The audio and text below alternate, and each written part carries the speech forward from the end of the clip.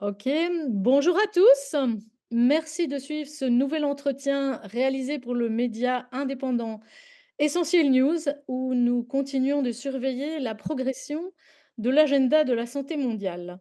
Alors, je vous invite à vous abonner à nos chaînes sur YouTube, Crowdbunker, X Twitter ou Telegram, et surtout, évidemment, à la lettre info hebdomadaire qui est entièrement gratuite sur le site d'essentiel.news.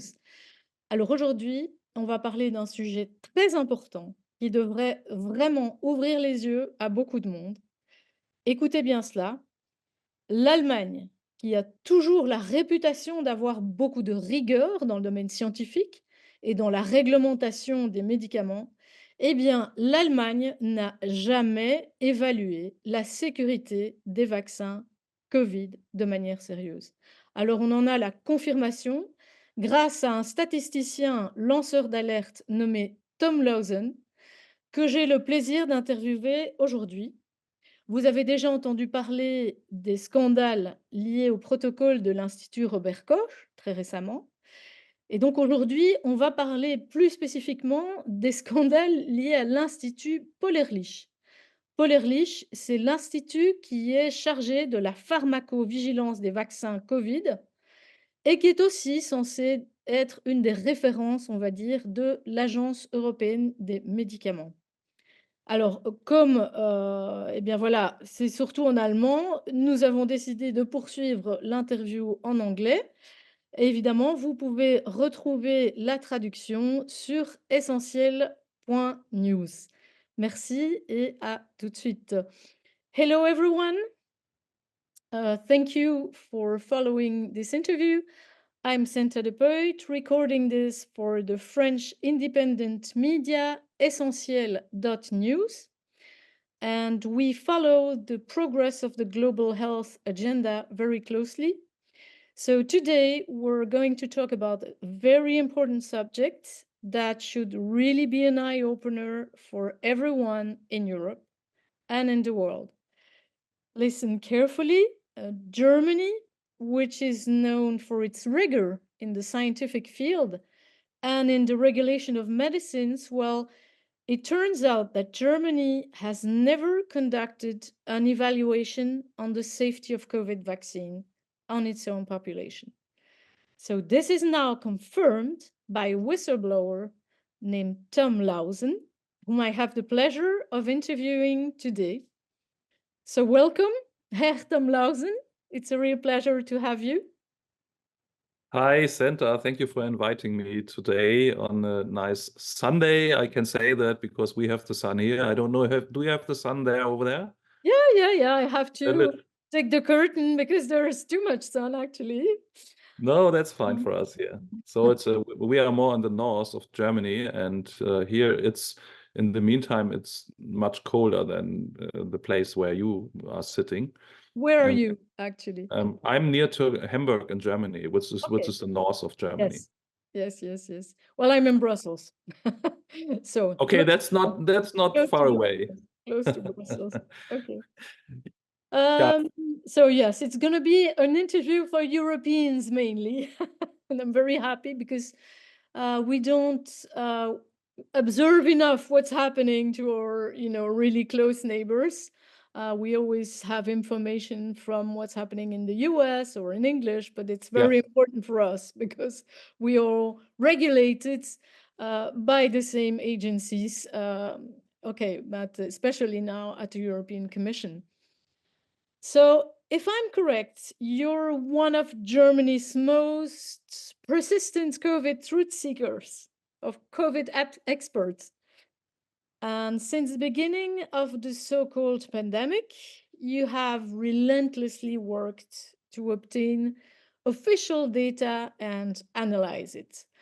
So perhaps before going to the actual topic here of your latest, let's say, conclusions on the Paul-Ehrlich Institute, can you first summarize the different things that you have researched in these past years?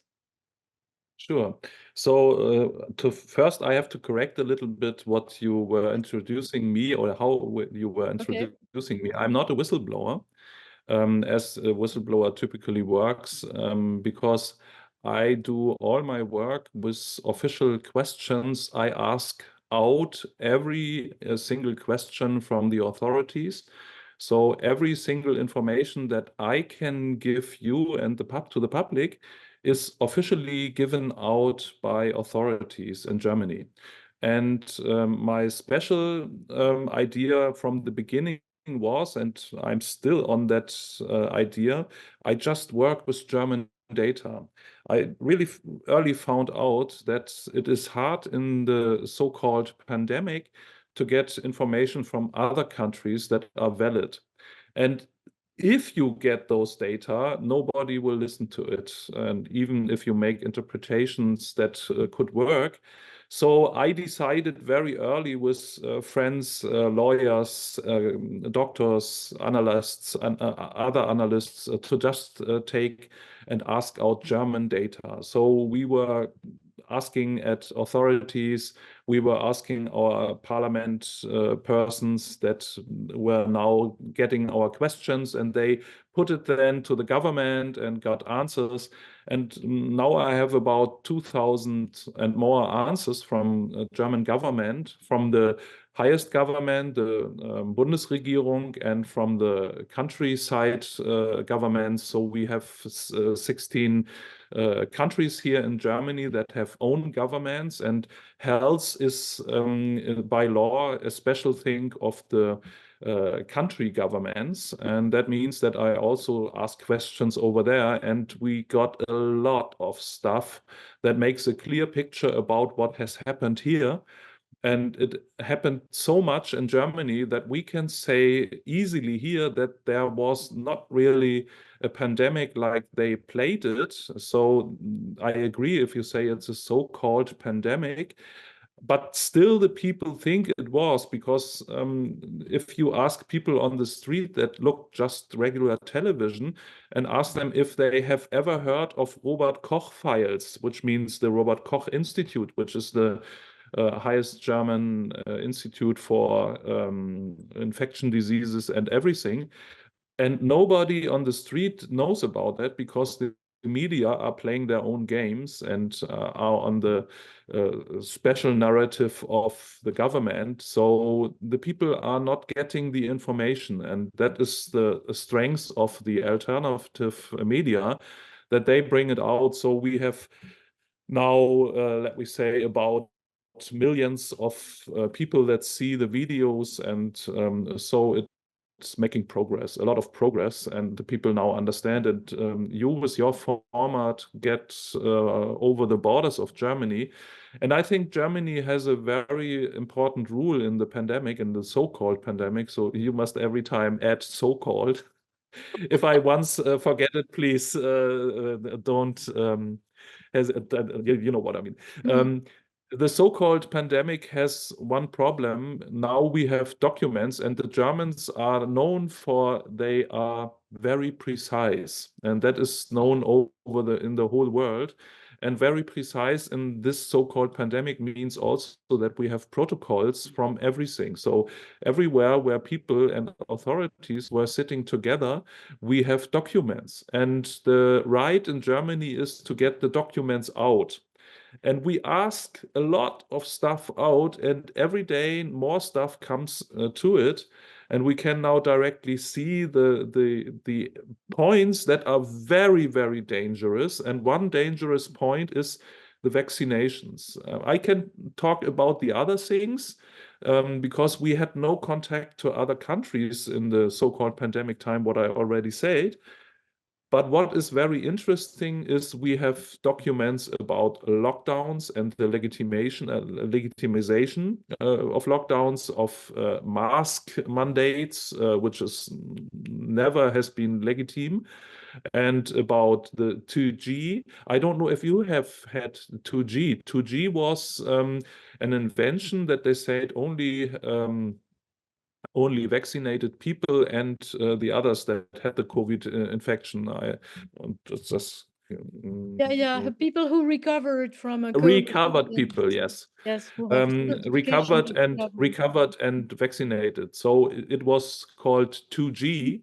2G is vaccinated, Yes. recovered, and other people that were unvaccinated were not able to get on places or in shops and whatever. And it went so far that people here in Germany were thinking a lot, thousands, millions were thinking that it doesn't take long until they get into. Mandatory vaccination?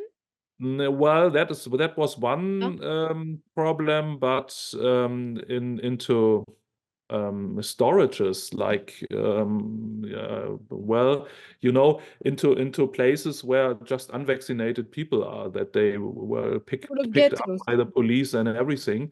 And vaccine so ghettos. far it went here in Germany, and still the people are really in a trauma with that. And now it comes out that all this was political stuff of ill people.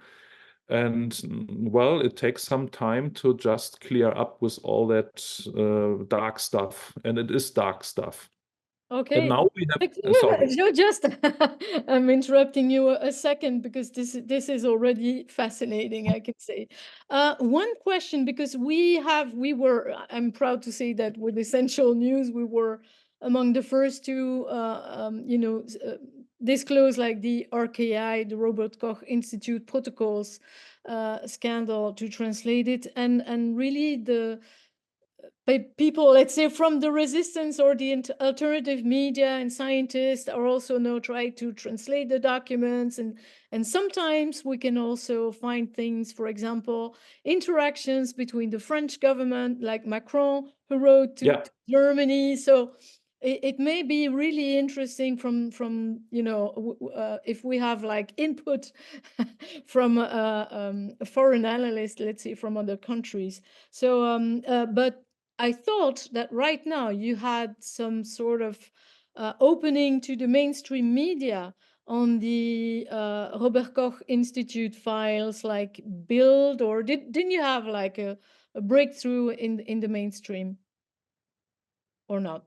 Well, a little bit, yes. What you were talking about is correct. Some newspapers are doing some public headlines and titles, but from my perspective, the RKI files from Robert Koch Institute that show all the talked stuff, the protocols of all what was prepared and what was science and what was politics.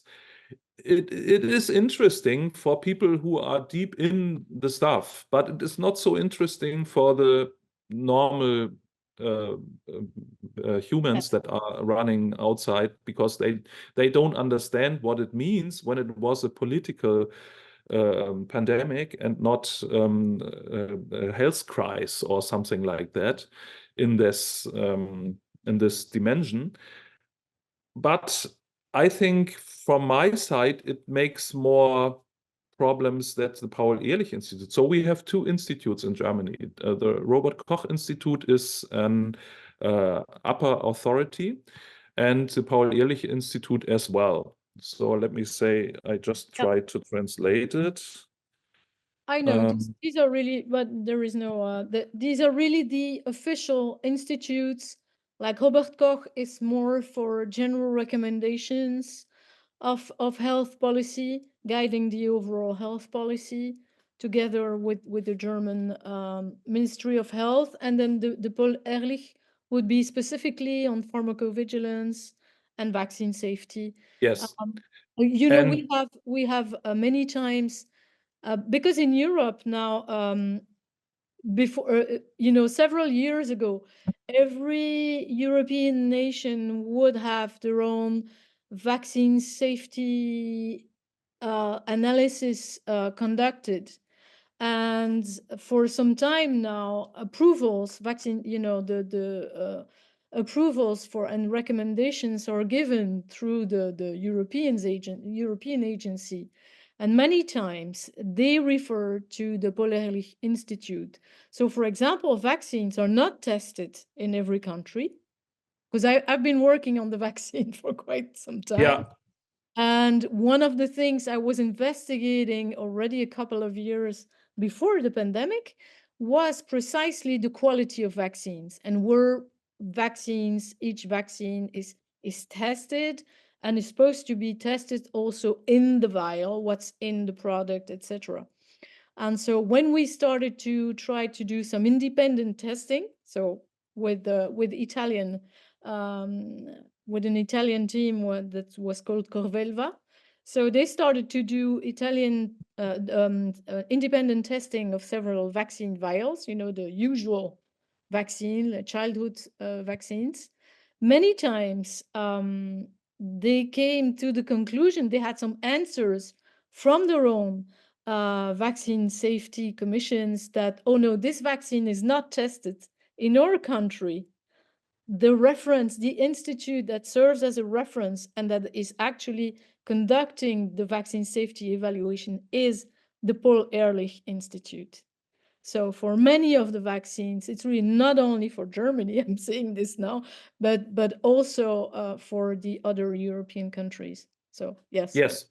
Yeah, that's correct that the Paul Ehrlich Institute from Germany plays a big role in the European vaccine authorization, licensing, and also in the security of all this vaccination stuff.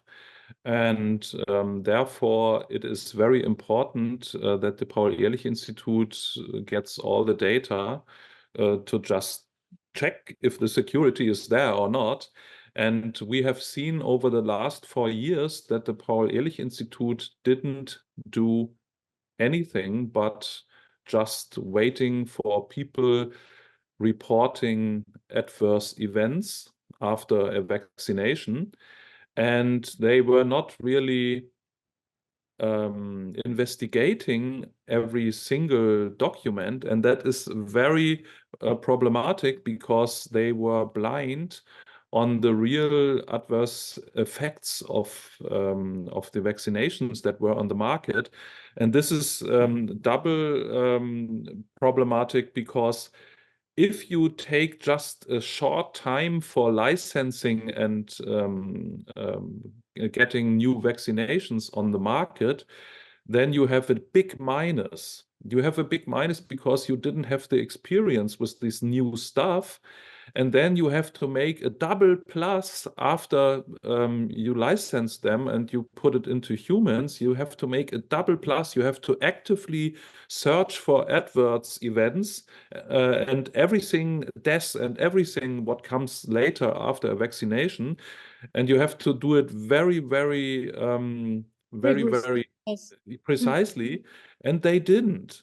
They didn't. They made another minus on the post-marketing situation when they just put it into the market, and they were putting themselves blind in everything. And now I have asked 1 year ago, I have asked for all the documents that show that they are not in the that they don't have the data from the German doctors.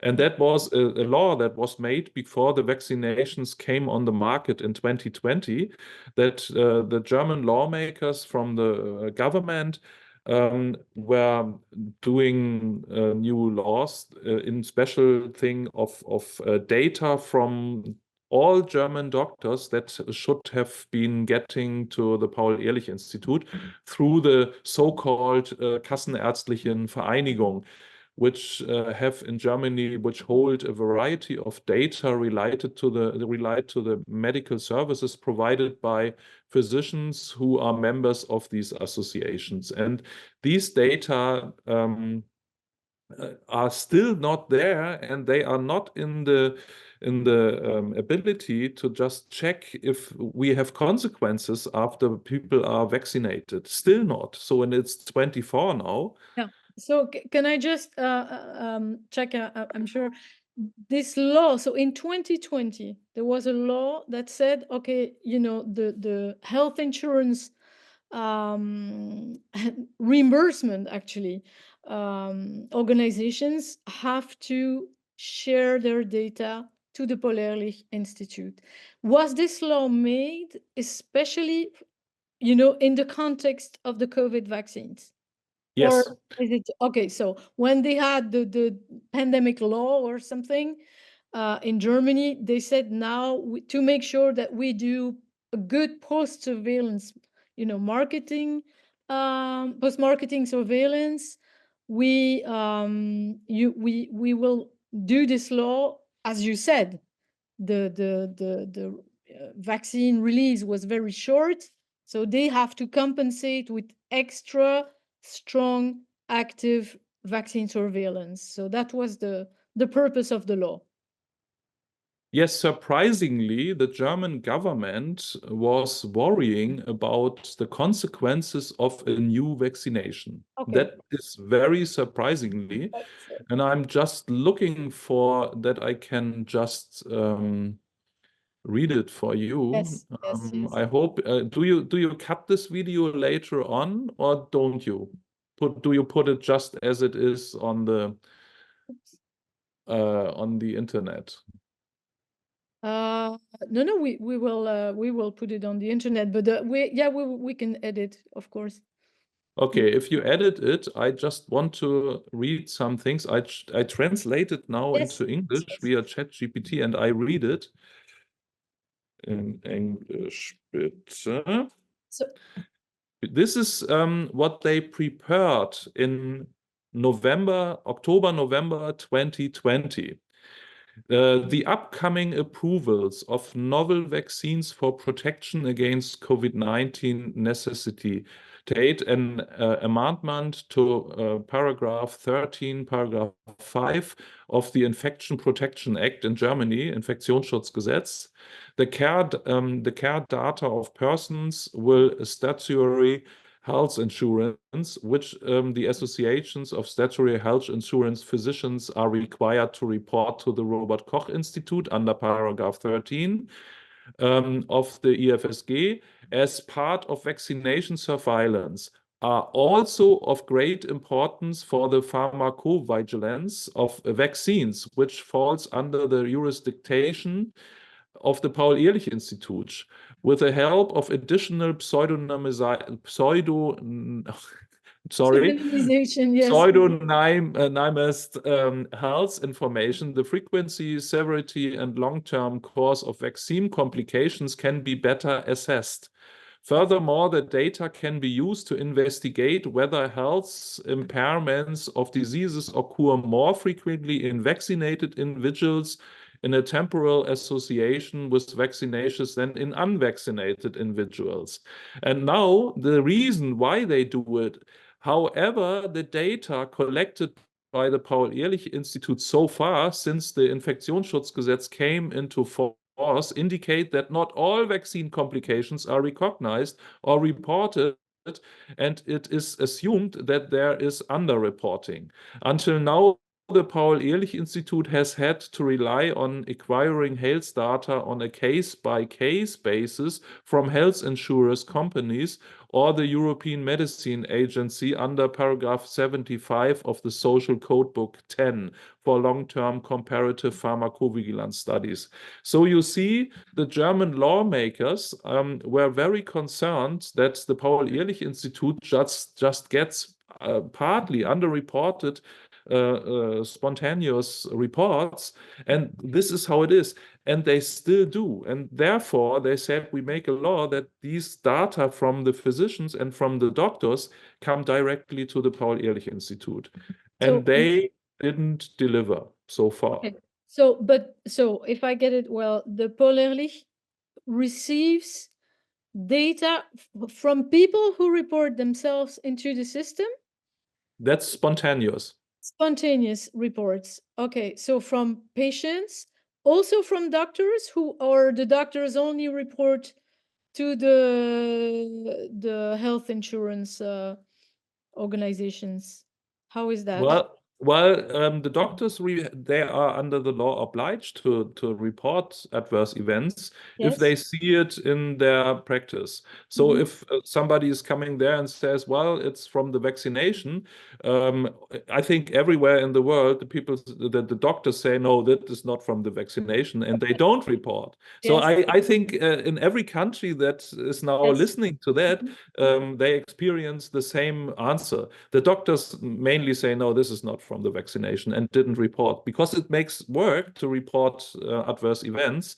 And Yes. so is also the numbers, because the spontaneous reports of people are overwhelming a lot of numbers of private people that were reporting. Okay. And that means that the doctors were not really contributing to pharmacovigilance. They more tried to avoid reporting. And that's what we experienced here. And that's what we experience, especially with death reportings after the vaccinations. We have a lot. We have in Germany 3,315 deaths reported from 1 minute after the vaccination until 42 days. And these 3,315 deaths are, are not investigated. Okay. So there were I have not the English word for this. So these that were reported directly to the Paul-Ehrlich Institute then? Yeah. Okay. So mainly, normally the doctors have to report, but not the deaths. That is from the health authorities here in Germany. But the problem is that we don't have a lot of autopsies for the deaf people. And if you don't have an autopsy, the Paul-Ehrlich Institute is just saying, no, it's just a suspicious death, but it's not from the vaccination, and they don't include it into the numbers. They were not able to include 127 deaths because there were autopsies, but the other 3,200 deaths are suspicious because they are burned or they are not there any longer.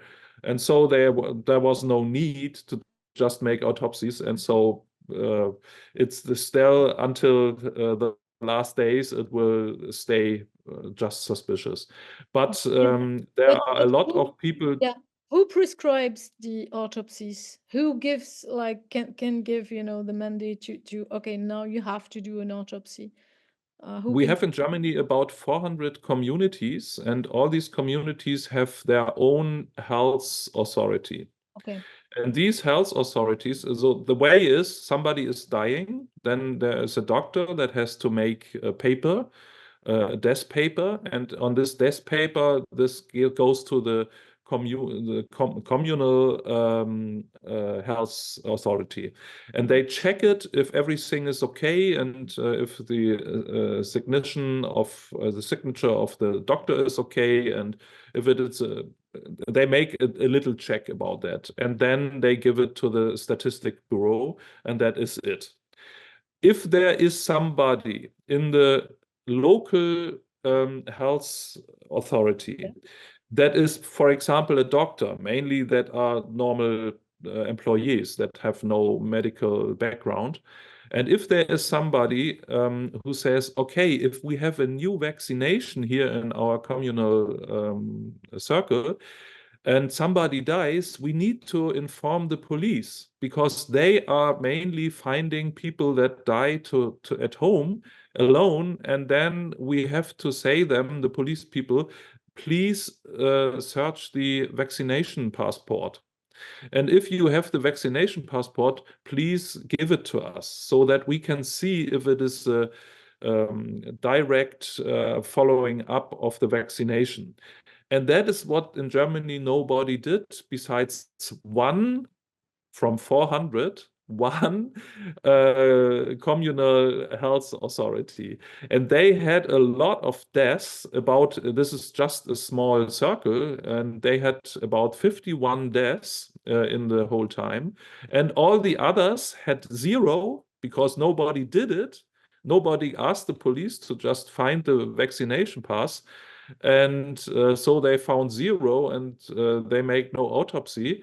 And in this special case, this one local authority made a lot of autopsies, and there were possible and wahrscheinlich is the English word. It's more than possible, a little bit more than possible. Plausible. And then they wrote to the Paul-Ehrlich-Institute and gave all the autopsy results to the Paul-Ehrlich-Institute and asked them to do something because it's too much. We had, for example, one person very early in January who came from the vaccination center, wanted to go to his car and died in front of his car, for example. And later on, they couldn't put it under the floor, under the carpet. They were not able to do it. And the press came and said, let me see if he has some other illnesses. And then it came out, surprisingly, he had some other diseases that were responsible for the deaths. But that was the beginning of everything. And we have a big problem with that. And we have now long lists of adverse events and severe adverse events and deaths, a long list, and that is not in any way is not precisely controlled. So, wow, this is all very, very interesting. So, if I remember correctly, you first became aware of this situation, let's say in 2022 or something, because I remember I wrote an article in French. So when No, 2020. 20, no, but well, yes, but the thing with the data, let's say fact that Paul Ehrlich was not really analyzing the data, and you managed to obtain the data from the KVB, from the Health Insurance Institute in 2022, didn't you? So Yes, I did, but I yes, started with data because nobody here believed yes. that our health system would be overloaded. And I think that's the special answer for everything in the world, and that is the base of the lie everywhere in the world, the overload of the healthcare system. And my brother is a lawyer here, and he got negative judges where he just went with his mandates. And the judge said, no, we are worrying that the healthcare system would overload. And he said to me in middle of 2020, please check if you get some data from the healthcare system, and if you can check out if the healthcare system is really overloading. And Yeah. from The there, from hospitals 20, couldn't cope, couldn't take never did. patients, It and then never they did. quarantined. And now we have also official answers from the government that says also, no, we had never an overload of the healthcare system. And we have an historical no, not moment.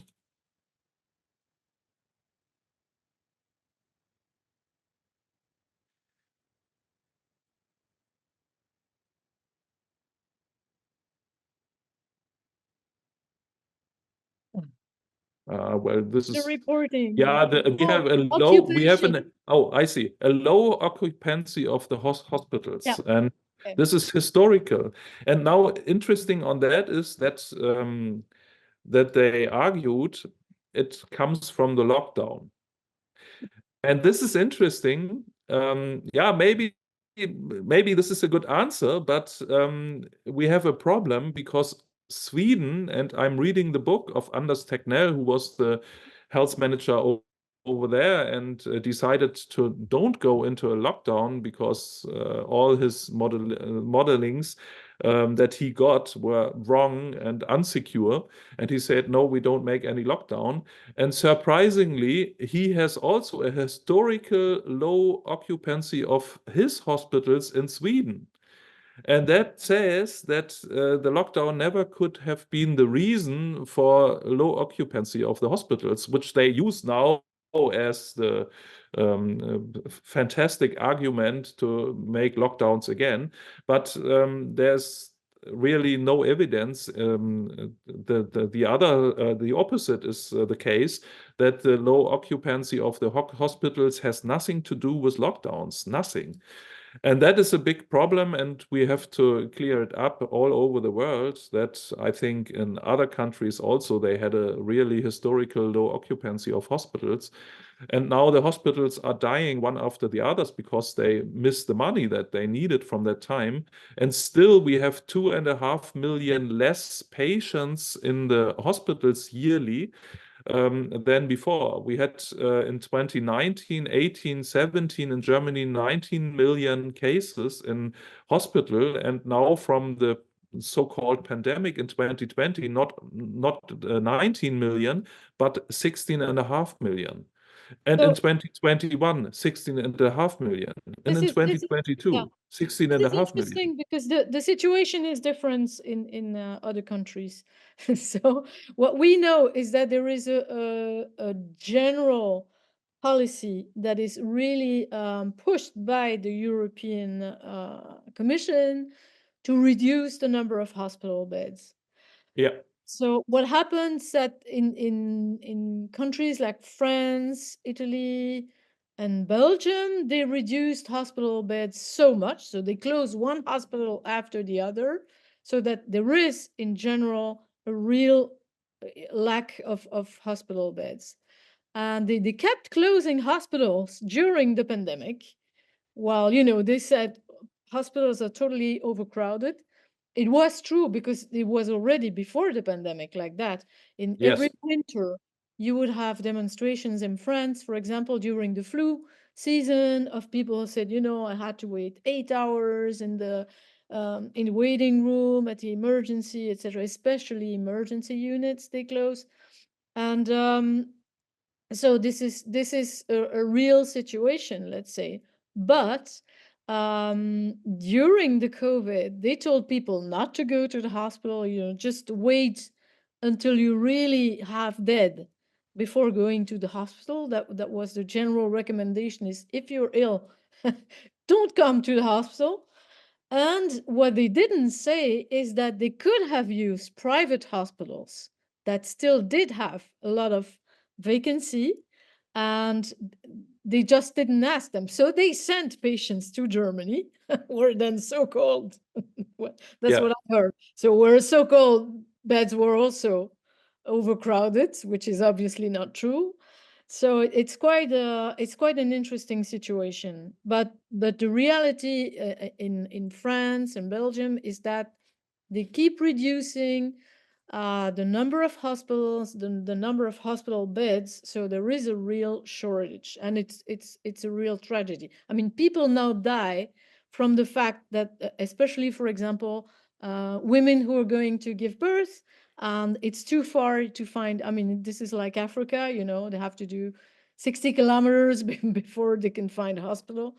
So this is an interesting situation. My question is, what is happening? How do you explain that less people go to hospitals in Germany?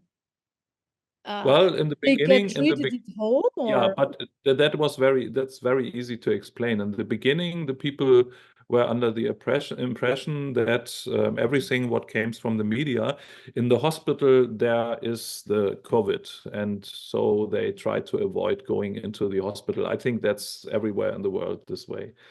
And later on in summer, from 2020 summer, um, we expected a catch-up effect, so that the people Mhm.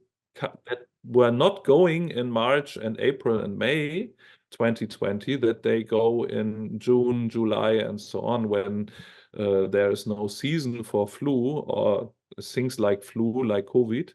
I know we don't we are not allowed to say that still, but we do so. And it didn't come. The catch-up effect didn't come, and it didn't come in 2021, and it didn't come in 2022, and it didn't come in 2023, which means that we now have 10 million less cases, and we have not seen catch-up effects, which means that the people that were not going come later. This has not happened. No catch-up effects. That means that we have, well, the trust into hospitals is so reduced, and I know why. Because they were all playing and praying the narrative, and the narrative, the people understand that the narrative wasn't correct, and that's now the consequence out of that. And in the very beginning, that is in Germany, I don't know how it was in other countries. In the beginning, the hospitals got a lot of money from the government. And it was so much money that they directly changed their policies and in the beginning, they hold beds free. And they had so many free beds. And then in November 2020, they changed the policy. You just then got money from the government when you have full beds in the intensive care. So they changed totally the policy 180 degrees. And then in your hospital, you were only able to get money from the government when you can at least say that 75% of the intensive care is occupied, which means that they didn't get more patients, but they reduced the beds. So they just deregistered the beds in the official registerings, and so they got the money. That's the way how they did it. 100 of the 400 community circles did it this way, and we wrote a book about that, which is called The Intensive Mafia. It was a German Spiegel bestseller. We sold a lot of this book, but it shows exactly how they did it, and that is very interesting. So this is really strange what has happened. That was And already now number one scandal. Yes. And now it repeats at the place when the vaccines came on the market, and the Paul-Ehrlich-Institut, who was totally responsible for the safety of the vaccines, now made themselves blind for seeing the problems with the vaccinations. And I give you an example. We have already governmental, let me see.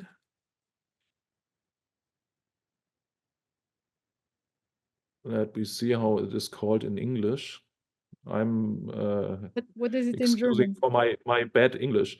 You call it investigative committees, parliamentary inquiry committee. We had it in the countrysides, not on the total country, on the federal side. We have it in the countrysides in Brandenburg, which is one of the countries of Germany, and there. Mrs. Keller-Stanislavski from the Paul-Ehrlich-Institut was invited, and she was asked how it went with all the adverse events and with the deaths and with the myocarditis. And she said they had prepared 13 people that take all the adverse events reports, deaths and myocarditis and everything. And then they found out that they get thousands of reports every day, and they had to take 50 people in the Paul-Ehrlich-Institut in addition to the 13 they had. And they were not able because they were not ausgebildet. What is ausgebildet? Equipped. Yeah, they were not equipped, and they were not trained, yes, educated for that. Yes. And so they had 50 people that didn't know what they're doing there, maybe for the short weekend introduction, not more. And still they had thousands of cases that were a lack, that they were not able to investigate and to protocol and everything. And in my opinion, that should have been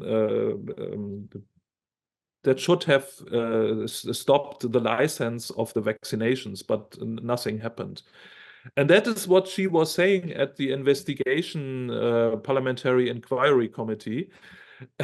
And this is not in the newspapers and nowhere. And now on top, the best thing is that all the law, what I was reading to you, that the Kassenärztliche Vereinigung in Germany had to give the data to the Paul-Ehrlich-Institute, they still didn't do it for 4 years now. We have now 24, so it is not given in 21, 22, 23, and 24, and they still don't have the data. And this means that they were blind for 4 years, and they put into the people 200 million vaccinations. 200 million. Wow. And the interesting thing on that is that in the public television and everything, all the prominent people and the politicians said, well, it's safe, and we don't understand people that don't vaccinate, and that is really, really, really a big problem, because the Paul-Ehrlich-Institute didn't know if it's safe, and they said we can not confirm that it's safe because we have no data for it. This is so Just a strange. second. So because this is crazy. So during 4 years, someone, the media said, yeah, this is fine, vaccine is safe. Okay. Yes. Everybody kept repeating this. But I suppose once in a while, the officials I suppose at federal level of the Paul Ehrlich Institute had kind of to confirm, yes, at some point they had to say something, no? So what did they say during those 4 years? Did they say, yes, the vaccine is safe, or no? Or did they all the way they said, well, we can't confirm? What did they say? Instead Yeah. of the own data that are obliged to get and obliged for doctors to give to the Paul-Ehrlich Institute, these data they don't have. And in case The German data they don't have. the German obliged, by law obliged data, they don't have. These are the best data to find out if it is safe and effective, but they don't have this data. They didn't get it. Instead of that, they went to foreign studies, for example, and the foreign studies, the foreign studies to say, well, everything is fine and totally good and effective, but there are not really many studies that investigate the safetiness. So that is a big problem, and so they never looked on the safetiness. They just tried with the studies just to confirm the effectiveness. And I'm sure also that is totally wrong, but they did it this way. But the safety is not investigated in that time, not really well, and that means that the German data would have been obliged to just investigate, and they didn't for 4 years. So they wrote this to the German health ministry. So the German health ministry at least knows that the Paul-Ehrlich Institute says, well, without these data, we cannot confirm the safetiness. But when did they start writing this? Yeah, that's interesting. So before this law comes up in November 2020, the health ministry asked the Paul-Ehrlich Institute in October with a state of 1 day, please give us an idea, what data do you need, dear Paul-Ehrlich Institute? And they answered 1 day later and said, we need the data of the Kassenärztliche Vereinigung and the doctors in Germany. And the health ministry said, okay, we do it, and they put it into the law. And the first time that they wrote each other again was on 29th of July in 2021, which means in Germany already were vaccinated 94 million doses 6 months into the people. And the show was already half done.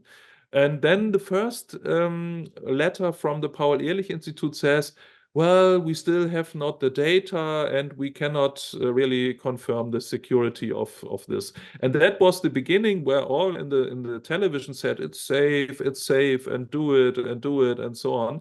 And the Paul-Ehrlich Institute said the totally opposite. The totally opposite.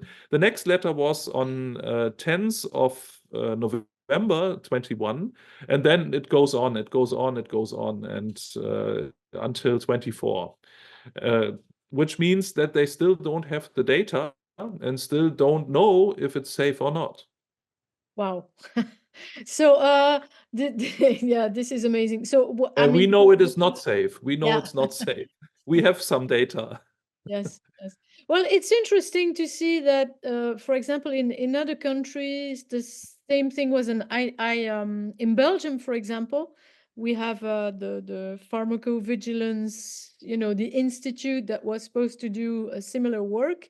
It's called Cienzano, and they match all the databases. So they were like an example in Europe where they were able to cross databases from the health insurance, from individual patient records, vaccination records, the vaccine lots, etc. So they're supposed to have done the work. Um, they were there for two things: monitoring vaccine efficacy and vaccine safety. We Yeah, got a couple of reports on vaccine efficacy saying it was wonderful or at least efficient, yeah, and never I'm not aware that they ever released anything, a report on vaccine efficacy, and yet they're now involved, like the one of the leading institutions in the UVA Beko project. I don't know if you have heard of this. This is the common project of 14 different European countries to organize the European vaccine passport system, where they want to record not only the vaccine, first they say it's a vaccine certificate, but after that they will integrate all kind of metadata, and so this will be a lot more than just about vaccines or vaccines and PCR tests and recovery certificates, but they will also record the whole medical records, prescriptions, etc. And then they can also track and trace and even patients' opinions regarding vaccinations and so on and so on. And so, you know, there doesn't seem to be a country in Europe that really has, perhaps there are some, but not to my awareness, that really has analyzed their population data in terms of the evaluating the safety of the vaccine. Now, another question is, you might well have different, because if the Polarlich Institute says, well, this vaccine, according to this study, let's say in America or in Sweden, we can say that the vaccine is safe. But did they use the same batch, the same vaccine lots? yeah. Any opinion on That's the that? main Because thing. this is also. Let me just jump into that. I found out in the Swedish statistical hospital information system. I found out in comparison to the German hospital data system. I found out in Germany we had in 21 25,000 severe adverse events in hospital. It is already under the definition severe if somebody is getting stationary into the hospital, which means he is at least 2 or 3 days there. And we had 25,000 cases in 21 there. I would have expected in the Swedish system, if they would have gotten the same stuff, the same so-called vaccination, that they have an eighth of the German adverse events, and they would have at least 8,000, 3,000, 3,000 adverse events in hospital. And I found out they had just 25. And not 25,000, 25 cases, which means it looks like they got something different. Mhm. So, and that makes me a little bit thinking around the corner, because I think if in Germany is another vaccination on the market, like in Sweden or like in other countries, we can't use studies from foreign countries in Germany to investigate the safetiness of vaccinations. If there is a hospital no person, or just 25 who had adverse events and go into hospital. That is very interesting, and that is neat to know for everybody, that foreign studies are not the reserve for listing or for evaluating the own data that are obliged to use under the law. That is not possible. And I will show you something. I will open my screen. Okay. I will just show you, this is just one of 10 documents from the Paul-Ehrlich-Institut, which is very interesting. Let me see if I can find it for you, because there is the protocol of the adverse events. And let me see where I can find it. There. I hope you can see it now. Do you see it? Yes. This is in German. I'm sorry for that. It's from the 1st of July 21 until the 31st of July. So it's just 1 month. And here's the protocol. And if you can see it here on the right side, can you see where my cursor is? No, On no. the right side, can you see it? There's a 1 and there's a 3,257. Can you see it on the right side? No, you can't. Okay. No. So what I wanted to show you is that this Just a document minute. has three, Because I'm moving. just from Yes. 1 month, it has 3,000 pages. If you have a look in here. Just from 1 month, 3,200 pages. So this is the reports of the different side Yeah, effects. and it Vaccine. is just 1 month. It is just Wow. 1 month. And let me just show you. I go to the last page. 3,257. Oh, let me see what I did wrong. Okay, yeah.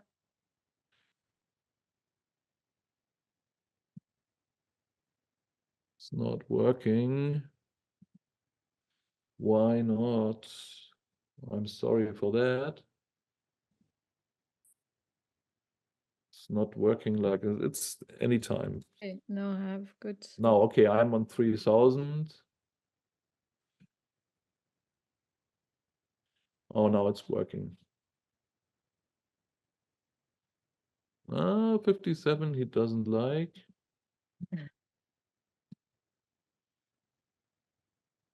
Here we go.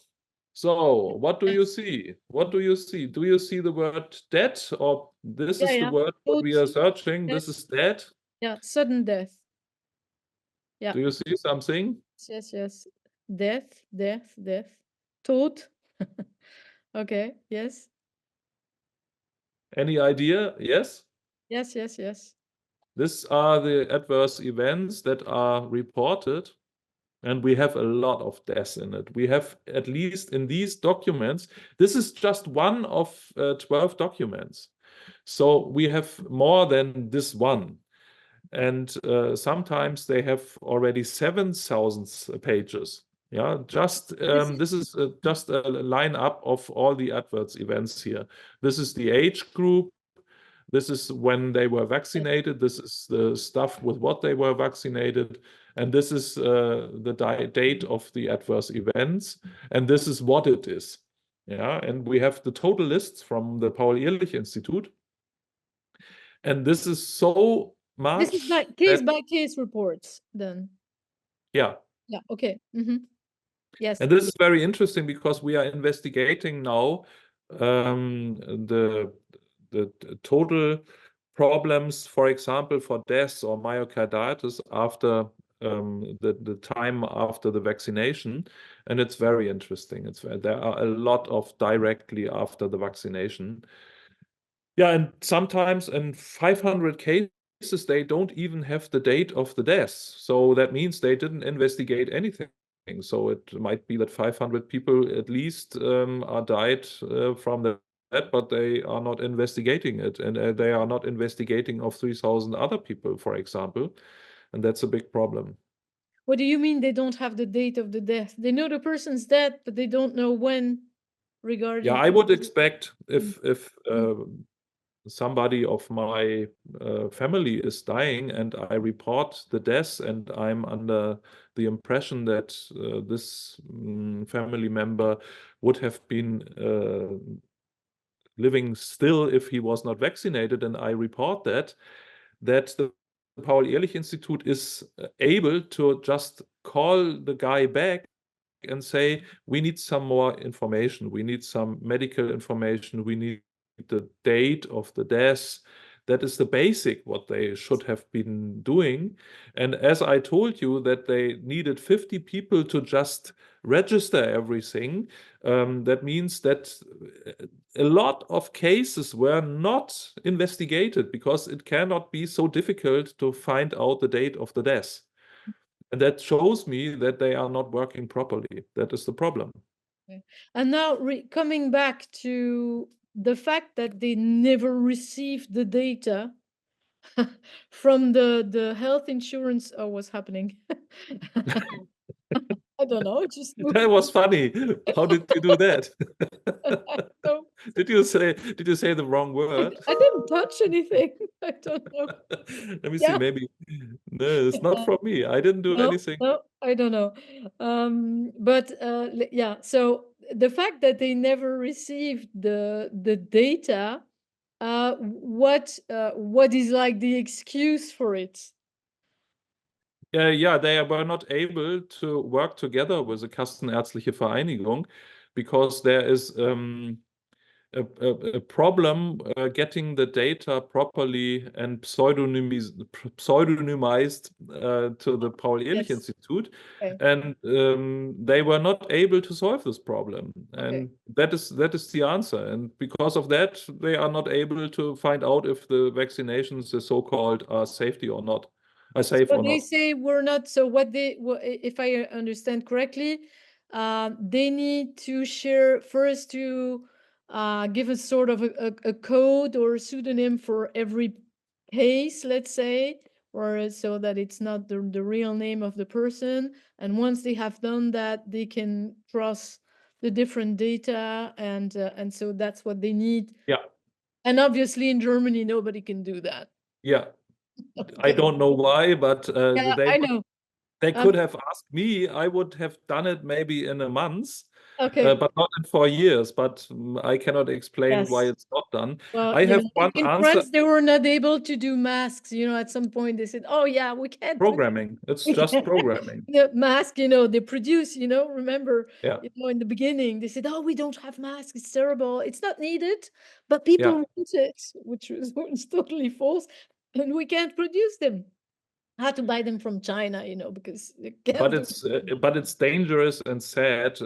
Even if we now make some jokes about that, it's dangerous and sad that the highest authorities in Germany are not able to get data for the safetiness of new made vaccinations. Nobody knows the effects of it, and they don't do anything. That is dangerous at all, and that costs all the trusts that is needed for making healthcare with medications or vaccinations. And now we have millions of people that now understand that problem, and they won't ever again take vaccinations. What about, political responsibilities? Are there any reactions? Because this is slowly getting out. It takes time, obviously, but Well, it's all about money, I think. Yeah, I have no better answer for that because so many I, people I mean, were. the Minister of Health and so, like, is it Lauterbach?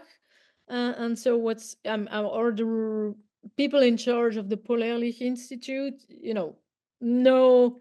Well, I have no idea how they made profit out of that. Maybe they didn't. Maybe they just followed their position and made what they had to do. I don't know, but I know that this is a huge game of making money. And after the money is made, it's done and nobody wants to talk again about it. And that's what we are now seeing. And all the people that are still talking about it are unvaccinated people or vaccinated people who have problems with the vaccination. And that's quite a huge amount of people.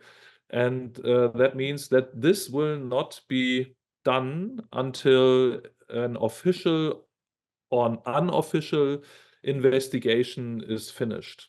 And that Okay, but takes is another this 5 years, I think. going on already? Because you mentioned inquiry committee at the parliament level, and so, or is there a legal action, or is still inquiry going on? An inquiry committee can be set up from the parliament if one, I say now party, it's a part, it's a fraction. If one party has more than 20% of the seats in the parliament. So we have 16 country parliaments and the Bundesparlament, the German parliament. And in the Bundesparlament, we have just one party. It's just the party built out of the rest of the parties. They are all under the impression the vaccinations were good and safety and all the measures were good and safety and everything is fine and we did a good job. Just one party is not of this opinion, and more the others recognize that there are a lot of people outside that also think like this, and now they want to catch their votes, and now they go a little bit on their side. But the one party is the so-called far-right party AfD. And it is really, you cannot say in public you vote for them or something like that. And there's a firewall against it from the other parties and so on. So it is what they did it in the country parliament in Brandenburg and in Rhineland-Pfalz, in 2 of 16 countries. They made such a committee, and we got a lot of information out of it. And now we have elections today in the country Sachsen and the country Thüringen, and end of September in country Brandenburg again. And it looks like that more and more in the countries they make inquiries, committees by parliament. But for me, it doesn't matter. We do our own committee, and there are more than just me and others. We have a lot of people who want make own inquiry committees, which means that this is not a part of the politics any longer. They Okay. can do it if they want, and we do it as well. Is there any sort of legal action, private legal action taken by doctors or doctors' associations or patients or I don't know, perhaps against the government or the Paul Ehrlich Institute or specific to this issue?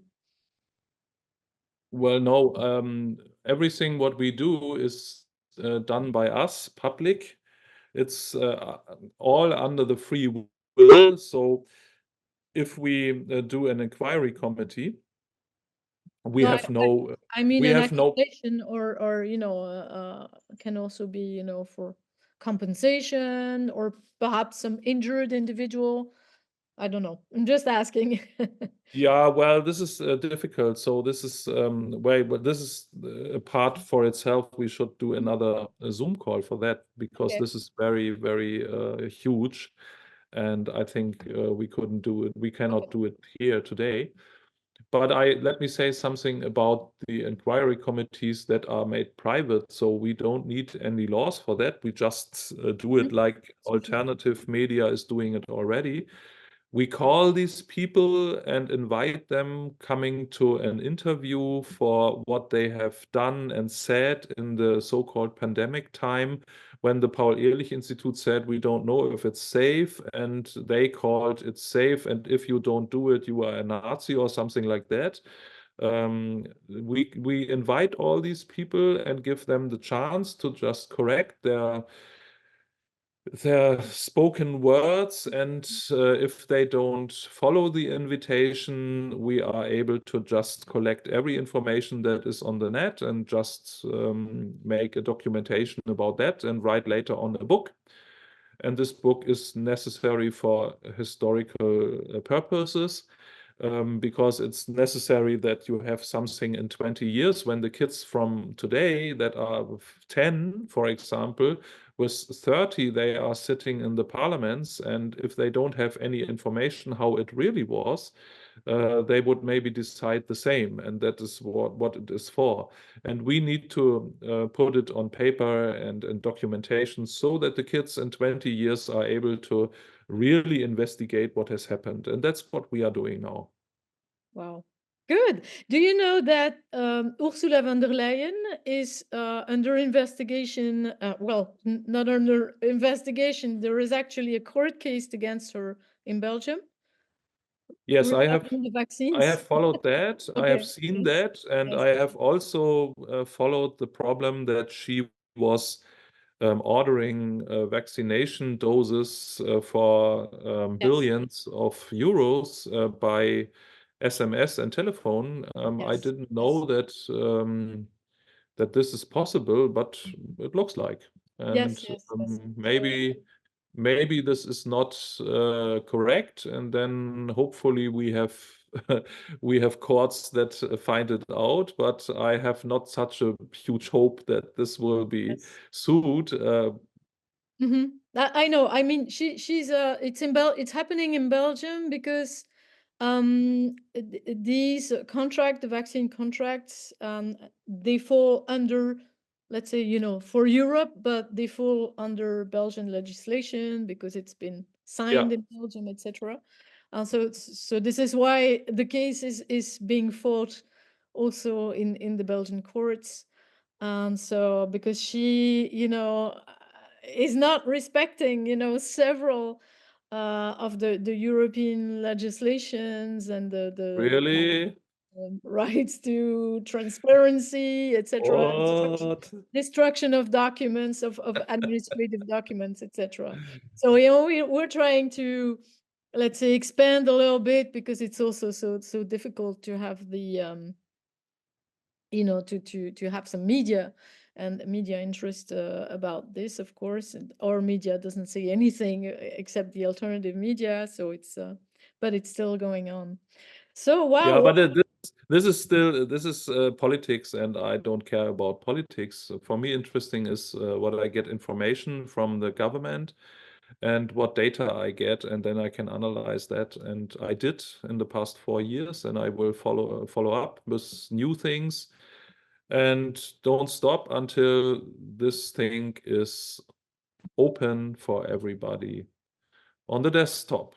Yes, absolutely. The last question, are you in touch, for example, with with other researchers, data analysts from other countries in Europe that you are collaborating with? And can you say a little bit or not? Yes. I don't answer that Okay. question because it's safer to don't answer Okay. that Fine. question.